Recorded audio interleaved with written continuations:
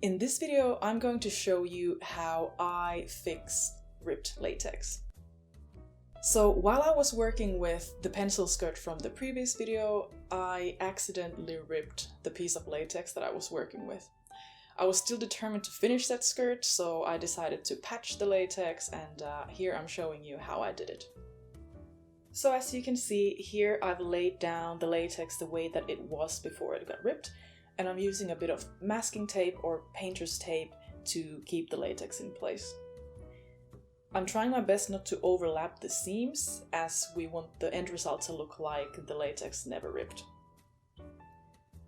Next, I'm trying on some scrap piece of latex to see what size and shape of a patch we need. And now, just for clarification, the tape is on the right side of the latex, so when you're patching this, you obviously want to put the patch on the wrong side of the latex, which will not be visible. So here I'm trying the patch on the wrong side of the latex. And once we've settled with the size and the shape of the patch, we then proceed cleaning that seam with a little bit of solvent. And once the solvent's dry, you can apply some glue on both the seam and the patch itself. And here you can see that the patch actually curls up a little bit from the glue. And once you actually wait a little bit, the pieces start to straighten up a little bit. But if you want, you can also use painter's tape here and kind of place the patch on a painter's tape and then apply glue. So that should eliminate it curling and possibly attaching to itself. Here I was able to get the piece straightened up on its own. And once the glue is kind of dry and tacky, you just place it on the seam, press really hard, then use a roller or some kind of other instrument like your fingers to push it down really hard and try to make the seam very flat and avoid any kind of air bubbles.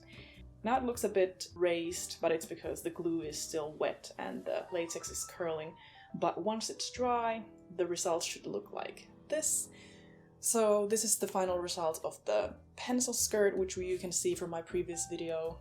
As you can see, you can't really tell that it ripped unless you really look for it. And so far this seam has kept very well. It's very durable. It doesn't show that much and I can't really feel it. So this method works very well with the opaque latex.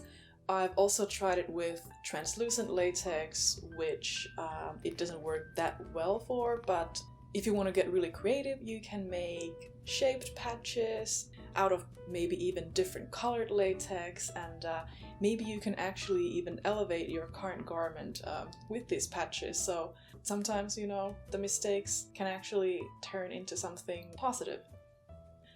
I hope this video was helpful. And if you liked it, give the like button a push and subscribe for more similar type of videos. Happy crafting!